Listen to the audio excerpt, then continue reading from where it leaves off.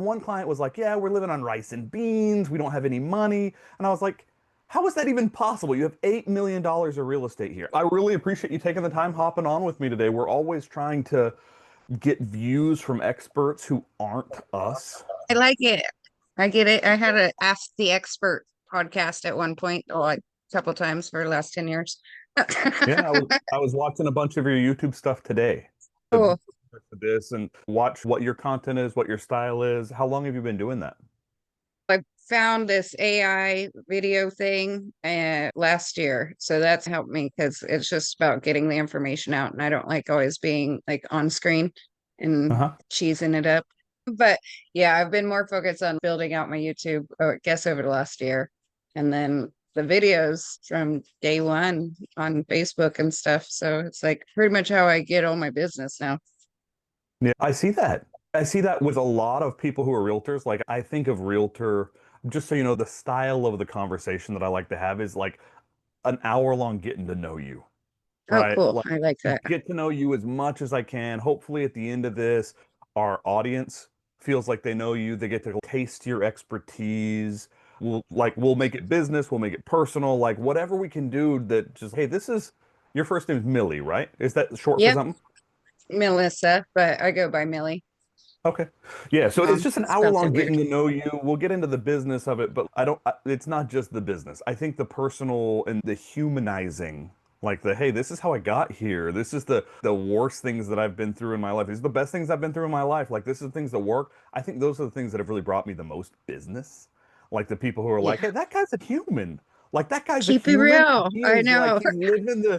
he's taking a big juicy bite out of the human experience. No, Right? it's good. Now they have coaching how to teach people to be authentic.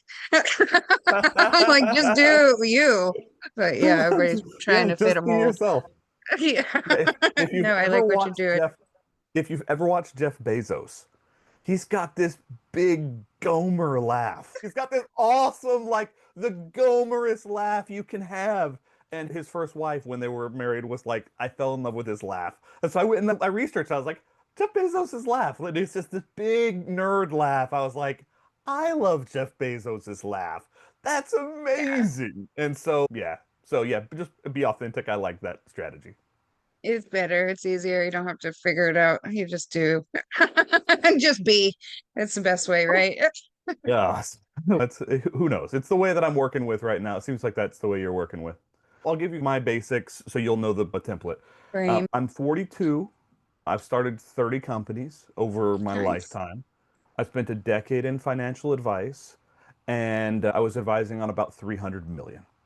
And Nice. while I was advising on 300 million, I was sitting down with a bunch of clients in Northern California specifically who had, I'm going to call it trash real estate. They just had the worst cash flowing real estate. And as a guy who's always started real estate companies, I was always interested in their real estate. Model. And they'd Yeah. always answer the same thing. They'd always be like, I'm like, okay, your balance sheet here says you're worth 5 million, 3.5 of that's in real estate. Walk me through your real estate. And they're like, oh, it's fine. I don't really want to mess with that. I was like, all right. And like $100 million into that conversation, $70 million into that conversation, I was like, no, really, walk me through your real estate. I don't understand because one client was like, yeah, we're living on rice and beans. We don't have any money. And I was like, how is that even possible? You have $8 million of real estate here. I don't, no, I refuse this answer. Something's wrong. Yeah. Something's busted. And so I was like, walk me through your real estate. And so they start talking to me about it, and it becomes clear just how many like question marks they have. Okay, what are you paying in insurance? I don't really know. Okay, Oh, what are you wow. earning in rents? I don't really know. Who's your property manager? He's this guy, he's great. I'm like, this sounds awful. Yeah. Like, They just sounds get inherited or awful. something. They Oh, weren't part of it. they bought it back in the 70s, and the rents just didn't even remotely keep up with the inflation. And so then I said, okay, I realized almost everyone in the area is running at like a 2% to a negative 5% cash flow when you get into the math. Yeah. And I was like, what they really need is 1031 exchanges. And Yeah. so then you Thank get you. into, okay, there's products that do that. There's 1031 exchanges that are like REITs or syndications or Ds or tenant in common. There's options. But Yeah. every single one of those options, I went to my firm and I was like, hey, let me just find a solution for us. Let me just find a company that'll do this for us because we got hundreds of millions coming across our desk. Let's just go like matchmaker them with a Service company that it. knows how to do this. And so they said, yeah, go sit down with some CEOs. After about 2.5 years of sitting down with CEOs, I realized number one, every single one of those requires accredited investors. And so you couldn't do them for like mom and pop stuff. It's like they're I know. commingled funds, they're AIs.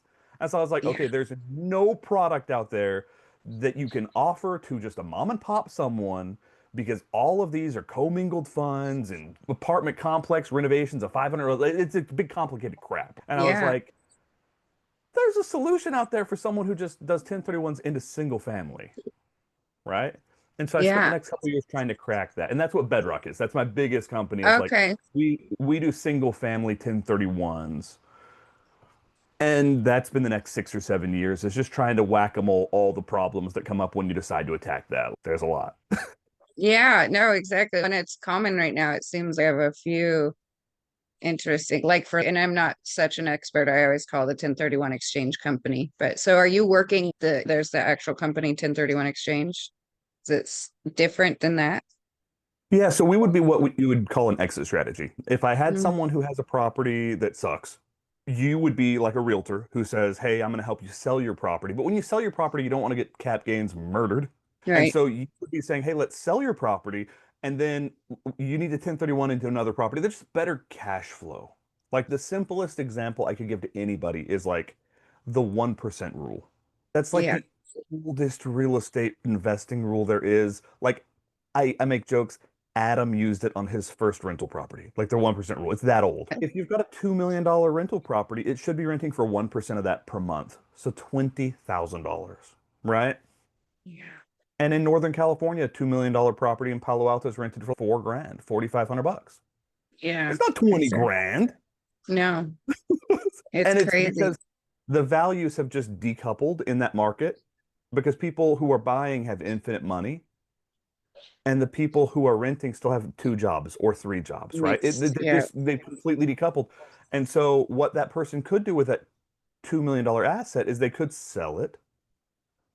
They could go buy 8 properties in Oklahoma City for 225, $250,000 a pop. Those $250,000 properties will rent for 1,800, 1,900. Let's call them 2 grand a pop. And so we Mhm. immediately go from like 4,000 gross rent to 16,000 gross rent. And they Huge. don't have to Yeah. pay their taxes. They Yeah. can still step up in basis to their kids, but it's like, hey, rice and beans lady with $8 million worth of real estate, let's Move triple it. your cash flow. And yes, I know there will be more hassles with 8 properties. And yes, I know you're scared, but we can deal with all of that. You're not paying attention $16,000. anyway. Yeah, just Well, hire your property managers. No. correct. And that's the crazy thing is now you don't have to deal with the property. Now you have professional property managers overseen by professional business managers. We're going to keep your books. We're going to get you tax ready That's docs. cool. We're going to reset the depreciation table. Like, and $16,000 a month, I'm going to be honest, covers a myriad of sins. Like you can do all sorts of things with 16 grand a month and still end up net cash flow positive, double, triple where you Way were. So, better. so that was us. So I don't want to talk all about me though. Tell me more about you. How Yeah. did you get to what you are? Family, give me kind of your rundown. Sorry, I didn't mean to go so deep into Bedrock. We'll No, get I there. love it. I was curious who you were anyway, so that's good. I was like, all right, this works. I have one client right now, a weird situation where she's probably got to do 1031, but she has to spend more. She's going to have to buy another, like 2 houses actually, just so that she could get the capital gains. So she is going to look at something more vacation rental-esque for 450 somewhere, not in California, because it's not you can't get much here for that. You get a fixer. Yeah, and what I saw when I was trying to find solutions is like at the end of the day, real estate is regional, right? If rental properties suck in Palo Alto, rental properties suck in San Jose. Yeah. Yeah, If they suck in San Jose, they suck in Walnut Creek. Like it's regional. You got to get out of the region to totally. things start making sense. You've got to get to a different job base. You've got to get to a different buying pool. You've got to get out of the region. And then it became, okay, where in the country is good? We Yeah. sold like a $1.8 million property, about seven, took her cash flow from 3,500 a month to 18,000 a month. She's not Nice. doing anything. She's in Ibiza.